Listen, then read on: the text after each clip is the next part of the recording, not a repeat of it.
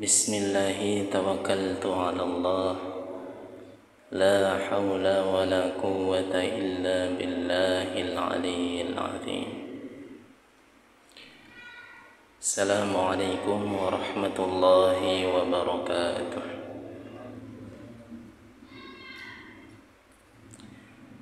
Nahmaduhu wa nusalli wa nusallim ala rasulihil karim, amma ba'd. قال تعالى في كتابه الكريم: أعوذ بالله من الشيطان الرجيم. بسم الله الرحمن الرحيم.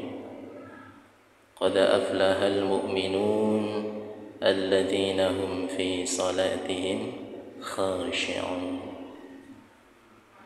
وقال النبي صلى الله عليه وسلم: ألا بذكر الله tatma'innul qulub. Sebelumnya kita bersama-sama berniat i'tikaf terlebih dahulu, supaya duduk kita selain thalabul ilmi juga mendapatkan pahala i'tikaf. Nawaitul i'tikaf fi hadzal masjid lillahi ta'ala. Niat isun i'tikaf teng masjid niki karena Allah Ta'ala. Alhamdulillah, kita masih istiqomah. Istiqomah itu berasal dari kata qama yaqumu qiyaman wa maqaman fahuwa qaimun.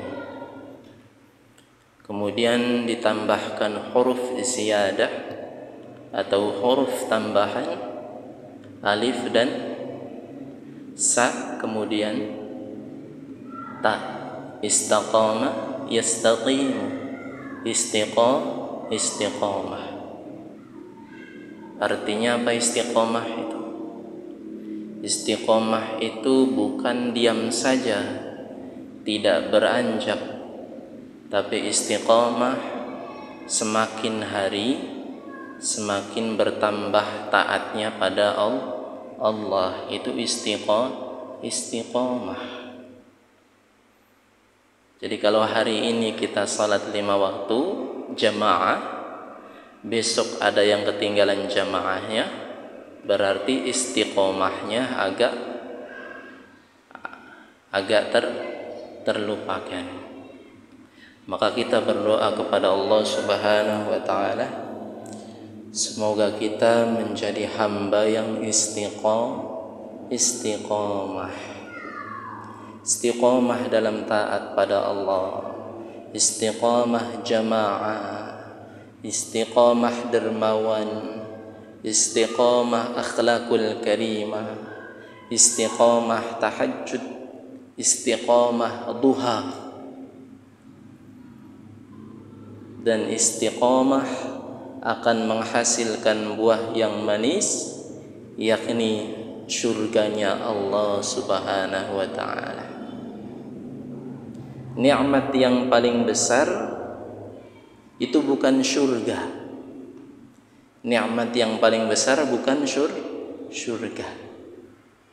Kalau ada seorang hamba Allah yang dia beribadah karena khawatir masuk neraka dan menginginkan surga, berarti dia tingkatan hamba Allah yang taat pada Allah kualitasnya paling rendah. Subhanallah, ya. Apalagi kita yang ninggalin perintah Allah. Maka ada hamba Allah yang beribadah bukan mengharap imbalan surga atau takut kepada neraka, tapi karena ia mengharap ridha Allah, karena dia ini rindu kepada Allah, karena dia ini cinta kepada Allah. Dalam nih bahasanya, ya. Maka ibadah itu nanti tingkatannya harus sampai ke mahabbah, harus sampai kepada cinta kepada Allah. Kalau sudah cinta gimana rasanya? Akan dirindukan, ya enggak? Zaman dulu Om Denny ya, pada waktu itu belum ada HP, kita main surat-suratan ya. Bacanya sekali apa 2 kali dari si doi? Terus-terusan. Kenapa demikian? Ada mushtaq, ada mahabbah, ada kerinduan. Maka Allah pun demikian, pengen dirindukan oleh kita, pengen dicintai oleh kita. Maka tatkala kita sudah merindukan Allah, mencintai Allah, maka kita akan merindukan pertemuan dengan Allah. Pertemuan yang paling sederhana dengan Allah di mana? Ketika sholat.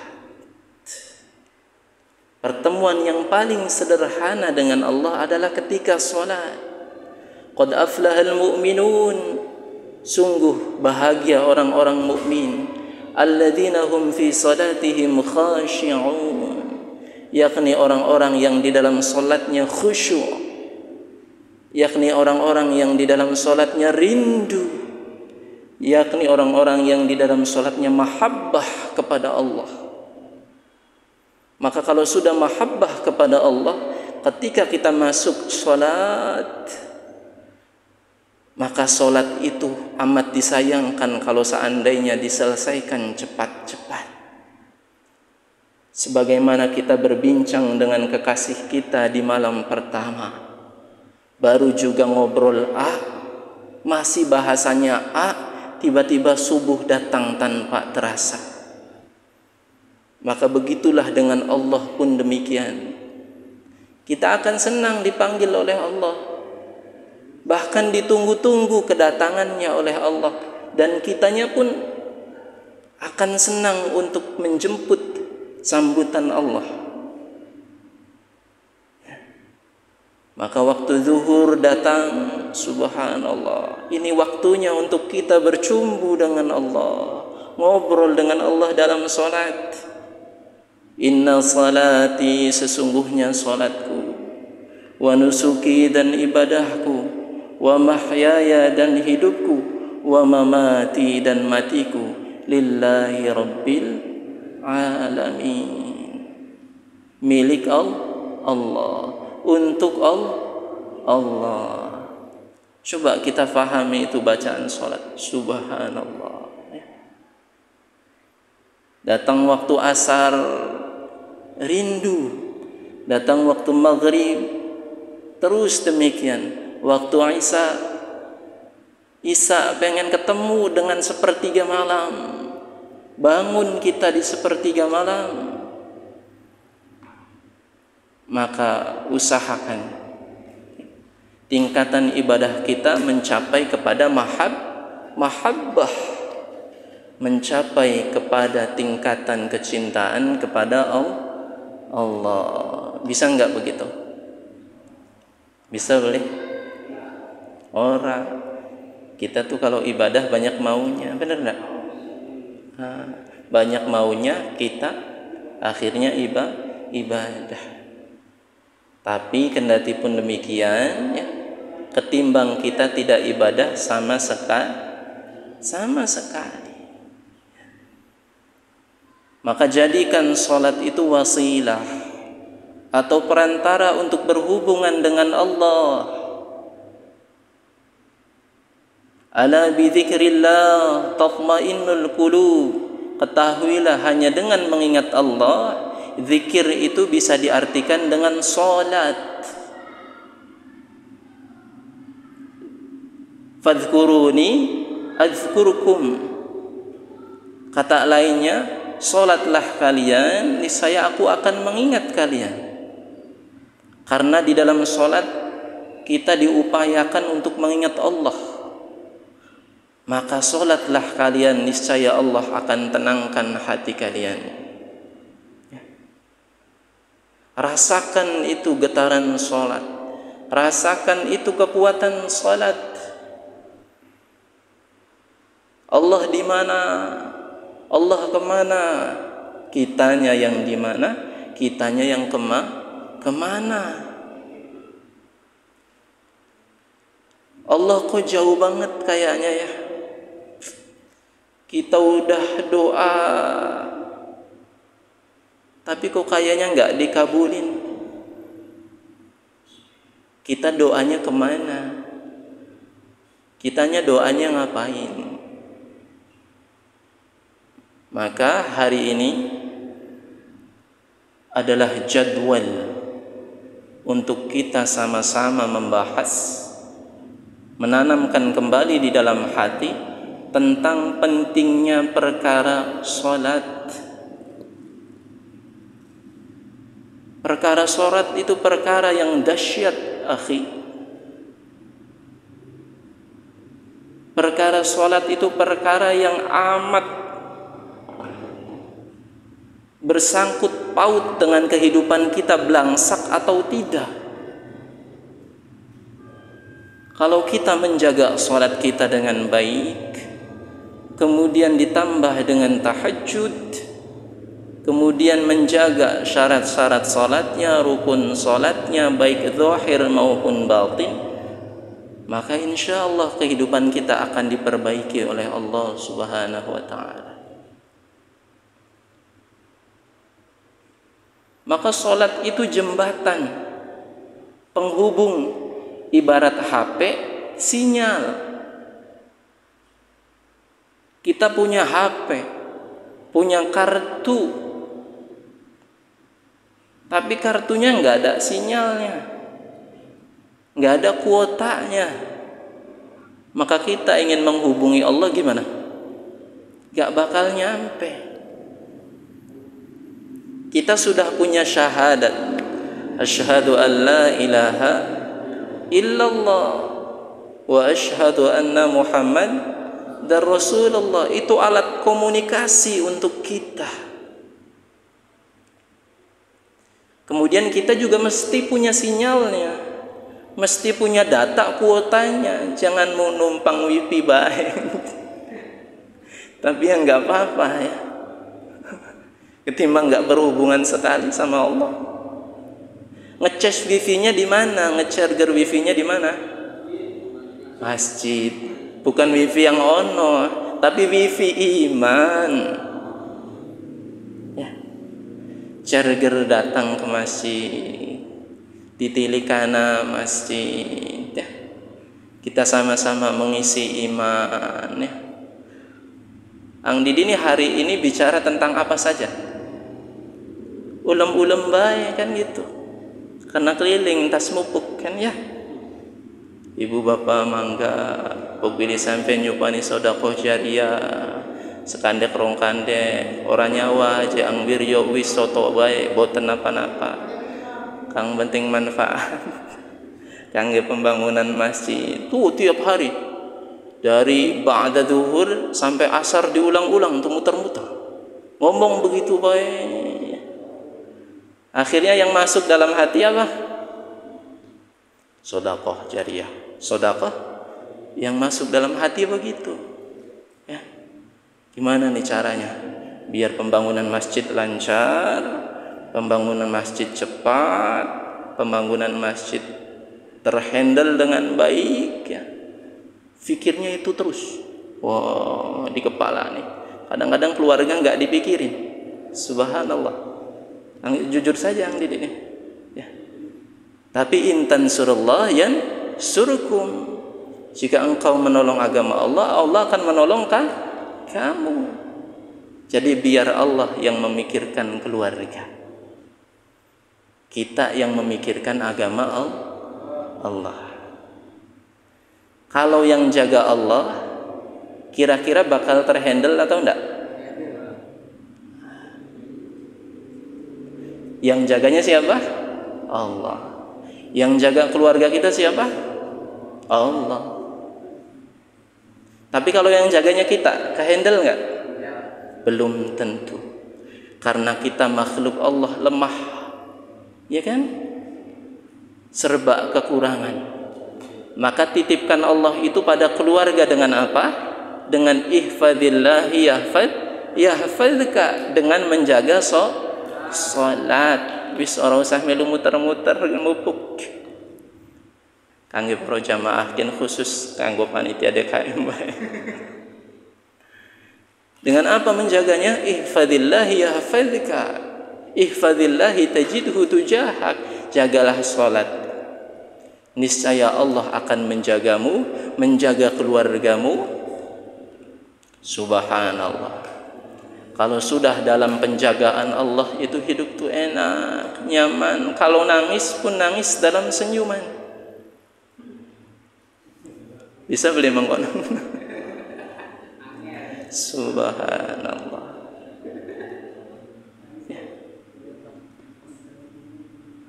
Menangis dalam senyuman. Ya. Hari ini dagang sotonya mungkin gak laku kayak biasa karena taat pada Allah. Allah hibur tuh hatinya, nangis dalam senyuman Allah. Itu yang namanya halawatul iman. Orang lihat kita tuh hidupnya susah banget. Ya. Mangan dadak lati, ya, kore.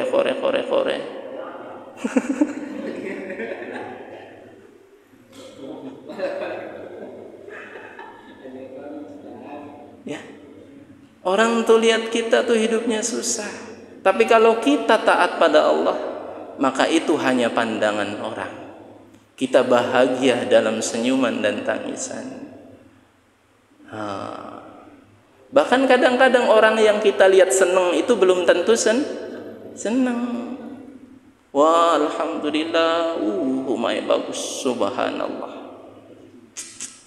Gedung rumahnya.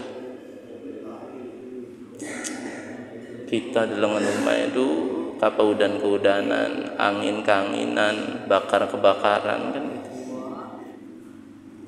Wah, dia rumahnya gedung enak banget sih, lamun dadi si A, si Fulan mobilnya bagus. Ya. Kenyataannya seneng nggak? Kenyataannya seneng nggak? Allah alam bisawab. Tapi yang terjadi, survei membuktikan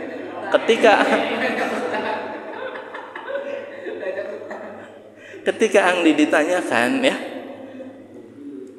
ente kedua mobil loro, subhanallah. Kita dah ngomong begitu aja dia udah keluar banyak. Loro-loroaneku sebulan ku kita kudu ngumpulakan 30 juta. Subhanallah. Begadag begidik orang baru awan, orang baru bengi kudu mian. Subhanallah. Jadi bahagia itu ada di mana? Maka bahagia itu telah ditentukan oleh Allah di mana? Bimtithali awamirillah wajtinabi nawahi, dengan menjalankan perintah Allah dan menjauhi larang. Itu bahagia sesungguhnya. Ikan, Allah takdirkan bahagianya di mana ikan? Di air kan? Ya. Ikan dikasih makan purnya banyak, tapi jangan di air ngasihnya. Bahagia nggak dia?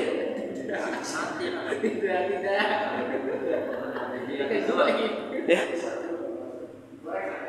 Karena Allah meletakkan kebahagiaan ikan itu takdirnya di air. Maka jangan coba-coba kalian ngangkat ikan dari akuarium kan, yang namanya saharukan kan. Sekian ente uripe arepan enak, arepan tak pay mobil. Wis turu yang kuning mobil bae ya. Besok-besok gimana? Bahagia enggak? Mati. Karena kebahagiaan ikan Allah takdirkan di dalam air.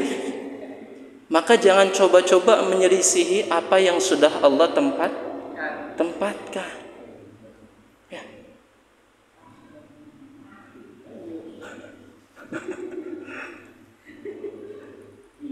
Ya. Burung tuh bahagianya di mana? Di udara.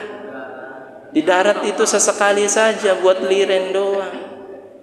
Kalau burung sehari nggak terbang gimana?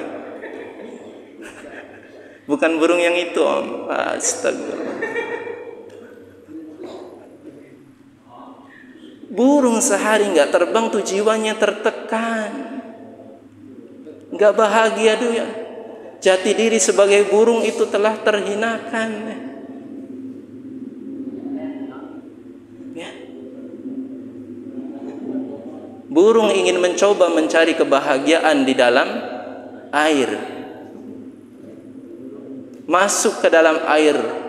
Di air nih banyak makanan gua, ikan dan kodok dan lain sebagainya. Dah harapan ngurung ning banyu seminggu.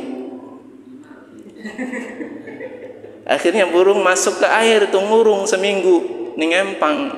Apa yang terjadi? Maka jangan menyelisihi kebahagiaan yang sudah Allah tentukan.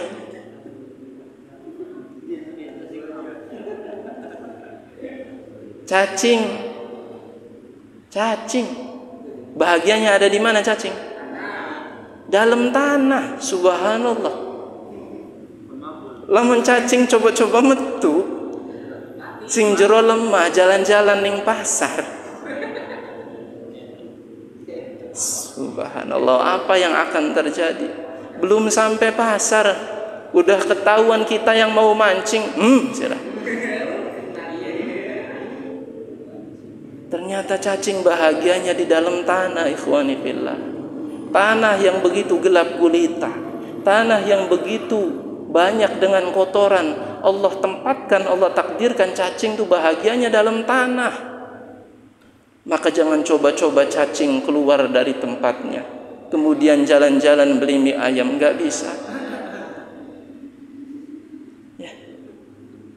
Likulli maqal maqam wa likulli maqam maqal. Semua sudah Allah tentukan bahagianya. Ya. Kucing, kita membahas hewan ini. Ya, kucing tuh makannya apa? Hah? Kucing tuh makannya apa? Sekarang mah apa aja kucing makan ya? Tapi kucing tuh makanan idolanya apa? Ikan. Nyambung nggak? Ikan hidup di air, kucing hidup. Ada nggak kalian mancing di sampingnya ada kucing mancing? Nyambung nggak? Masuk nggak ke dalam logika kalian? Masuk nggak? Mancing beli logikanya. Kucing urip ning darat, makanan favorite iwak. Kucing kapa kena banyu setitik bae jelalatan, ya kan? Nggak nyambung. Maka kita mesti yakin yang namanya dengan iman. Hari ini kita ingatkan bahwa bahagia kita sebagai hamba Allah adalah tatkala kita menunaikan hak-hak Allah, kita menjalankan kewajiban kita sebagai hamba Allah dengan taat beribadah. Maka jangan coba-coba kita mencari kebahagiaan kepada selain dalam rangka untuk memenuhi perintah Allah. Maka semua itu adalah tipu daya. Hari ini kita berkeyakinan bahagia itu ada di materi. Ikhwani fillah, Allah enggak begitu nempatin kebahagiaan kita sebagai hamba. Ingat, bahagia ada pada taat dalam perintah Allah. Dalam bahasa hadisnya, bimtithali awamirillah wajtinabi nawahi wa bittiba' sunnah Rasulillah sallallahu alaihi wasallam. Maka hari ini kalau kita punya mindset bahagia kita ada dalam selain memenuhi perintah Allah, keliru ikhwani fillah. Keliru.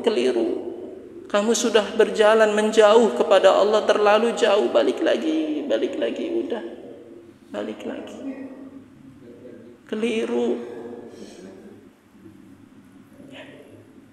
Keliru ya ikhwani fillah, bener keliru. Subhanallah.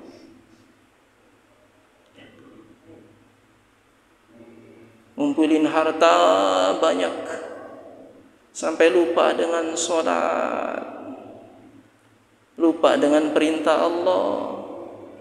Pas hartanya sudah kumpul, badannya capek. Jangan mati dululah, terlalu ekstrem, antara ada ceritanya. Akhirnya karena siang dan malam mencari harta, sakit. Gak boleh makan asin, gak boleh makan pedas, gak boleh makan manis, gak boleh makan soto.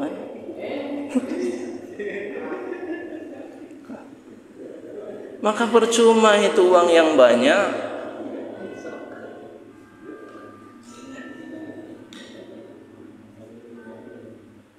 Ya, subhanallah.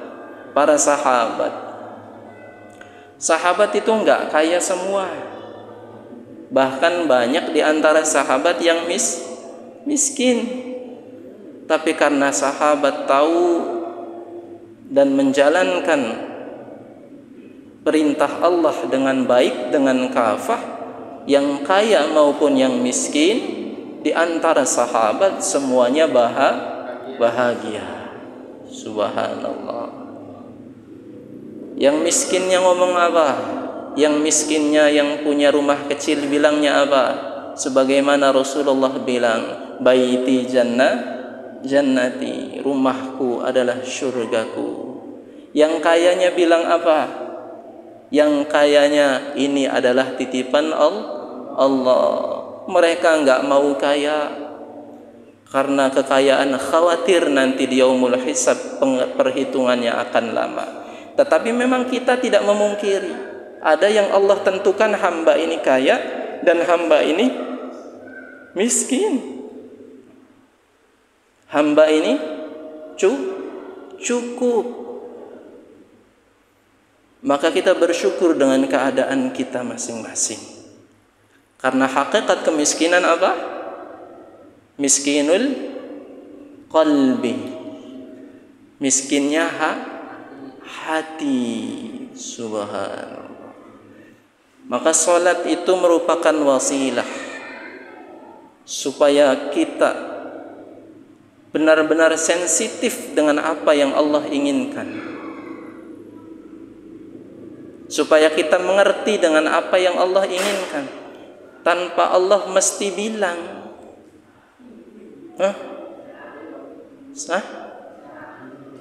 Caranya perbaiki sholat. Coba begini, kita kasih contoh lagi.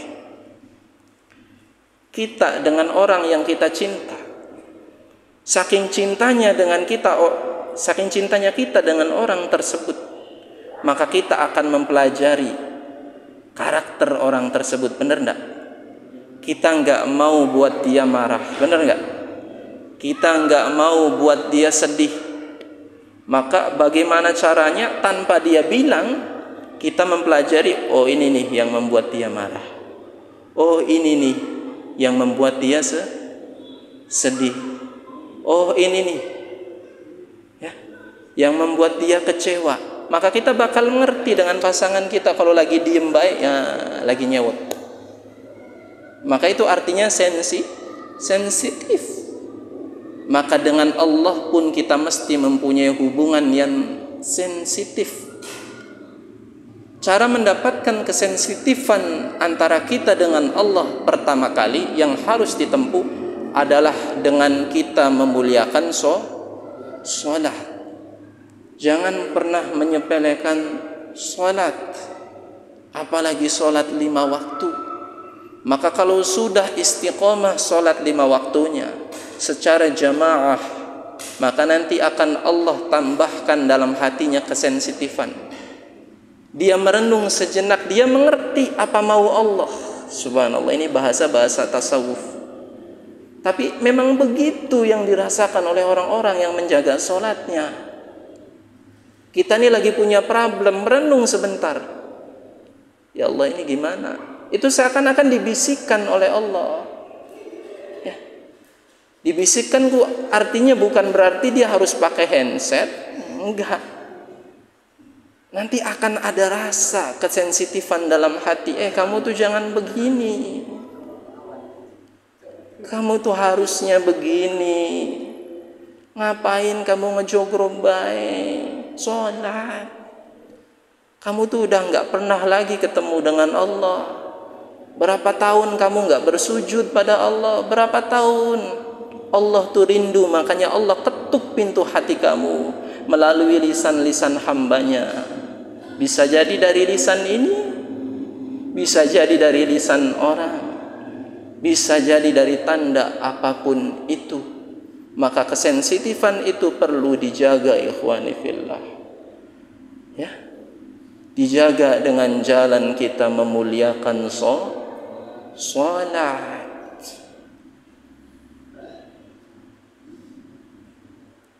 Sholat itu wasilah. Sholat wasilah sebagaimana arti bahasanya. Maka perbaiki sholat secara zahir maupun batin. Zahirnya apa? Zahirnya kita menggunakan pakaian yang pantas di hadapan Allah. Sebagaimana kita ingin bertemu dengan orang yang kita cintai. Zahirnya kita memperbaiki wudu kita. Dari basuhan ke basuhan, jangan sampai ada yang terlewati. Itu zahirnya. Ya. Jangan ocok, blak. Iya salam. Pelan-pelan saja. Alon-alon sing penting. Kan begitu.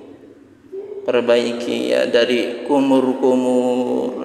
Karena setiap basuhan yang kita basuh tatkala wudu itu menanggalkan dosa itu turun.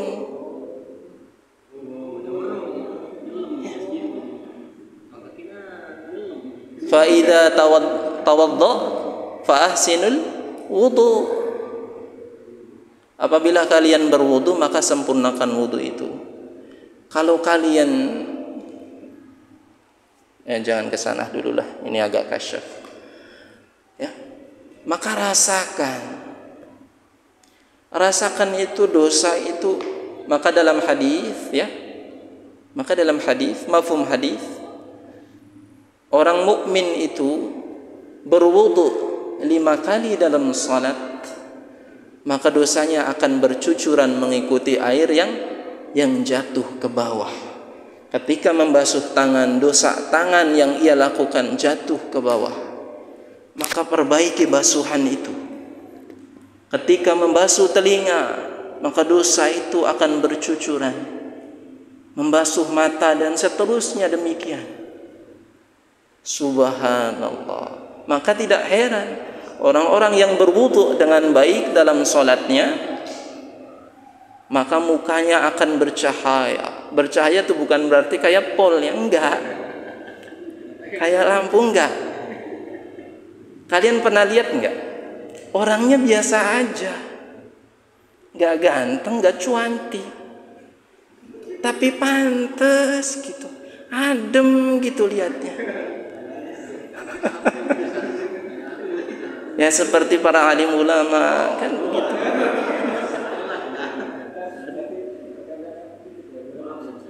Itu yang tandanya apa? Inner beauty. Ya. Cantik, kegantengan sesungguhnya itu dari dalam. Ngapain di dalam? Dandan, habis itu keluar ya cantik dari enggak begitu. Ya. Inner beauty itu membangun, ya.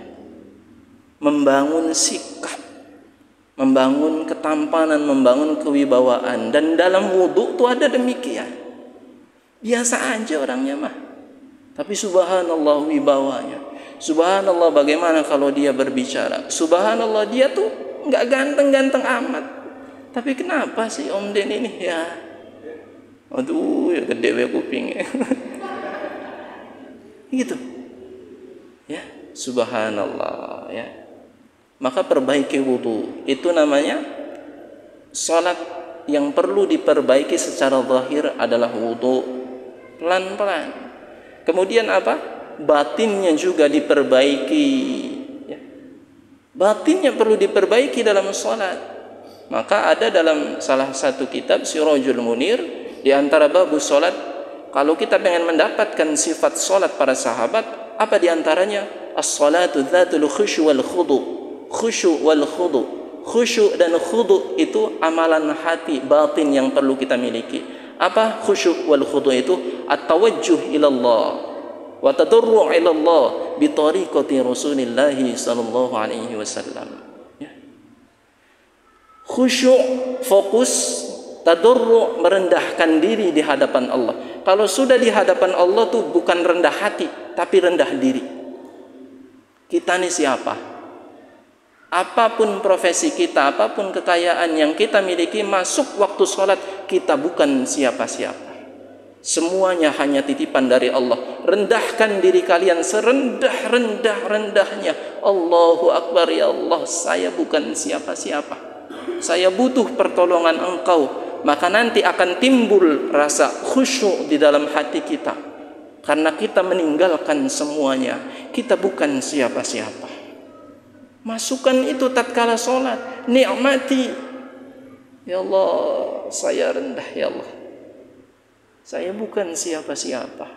Saya lahir ke dunia ini enggak bawa apa-apa. Dan nanti mati juga enggak bawa apa-apa. Saya kaya karena dirimu. Dan saya miskin pun atas kehendak dirimu. Saya ganteng atas kehendak dirimu. Dan saya cantik atas kehendak dirimu. Semua apa yang terjadi dalam hidup saya adalah atas izin dirimu. Maka saya begitu rendah di hadapan dirimu. Fokus itu. Masukkan ke dalam hati ketika sholat. Maka nanti dengan otomatis tanpa diminta, kepalanya akan menunduk sendiri. Karena kita punya perasaan begitu. Ya Allah, tadi saya ngapain petantang petenteng di luar? Padahal saya ini bukan siapa-siapa. Nanti ingat semua tuh dosanya. Ya Allah, dulu saya ngapain? Saya ngerasa jagoan, kan gitu ya. Sampai sayang gambarnya bukan lagi di buku, kan gitu. Enggak. Tapi ya Allah, betapa hinanya saya di hadapan Engkau, ya Allah. Betapa kecilnya saya di hadapan Engkau. Maka masukkan rendah diri itu ke dalam hati, nanti akan muncul sifat khusyuk. Kenapa kita tidak bisa khusyuk dalam sholat? Di antaranya karena kita tidak merendahkan diri di hadapan Allah. Ketika kita bertakbir, seakan-akan kita masih memiliki segalanya. Seakan-akan kita masih mengurus segalanya. Padahal Allah yang maha punya, Allah yang maha mengurus. Ini untuk kita semua. Maka perkara salat itu bukan sekali dua kali kita bahas, ya. Minimal ya begini, dalam sepekan sekali kita bahas salat. Karena kadang-kadang bahas 10 kali aja lupa, kan gitu. Makanya kita perlu bahas berkali-kali. Kata gurunya Yang Didi, kalau kita membahas perkara yang berkaitan dengan iman dari mulutnya seseorang, maka kesankan dalam hati seakan-akan itu kita baru mendengarnya. Biar terkesan dalam hati. Jangan sampai ada di dalam lisan kita, itu lagi. Jangan. Maka secara akhlak, pesan daripada kiai, siapa saja yang berbicara di depan nanti, yang membicarakan tentang iman, meskipun ilmu kamu lebih tinggi, meskipun dia itu baru keluar dari pesantren, meskipun dia itu baru taubat kemarin, tapi mulutnya berbicara dengan iman, dengarkan ia. Kesankan dalam hati kalau kamu baru pertama kali mendengar dengan apa yang ia ucapkan. maka nanti itu akan membuat hati kita lapang dan siap menerima hidayah dari Allah. Allahu Akbar ya. Sudah masuk waktu Isya ya. Demikianlah tentang salat. Ihfadillahi yahfadika, ihfadillahi tajidhu tujahak, wa idza sa'alta fas'alillah, wa idza ista'anta fasta'in billah. Jagalah salat, niscaya Allah akan menjagamu. Mintalah engkau dalam salat, niscaya Allah akan memberi. Apabila engkau mencari pertolongan, maka carilah pertolongan kepada Allah. Kita tutup dengan doa kifaratul majlis. Subhanallah bihamdihi, subhanallah bihamdika, asyhadu an la ilaha illa anta, astaghfiruka wa atubu ilaik. Akhirul kalam, wassalamu alaikum warahmatullahi wabarakatuh.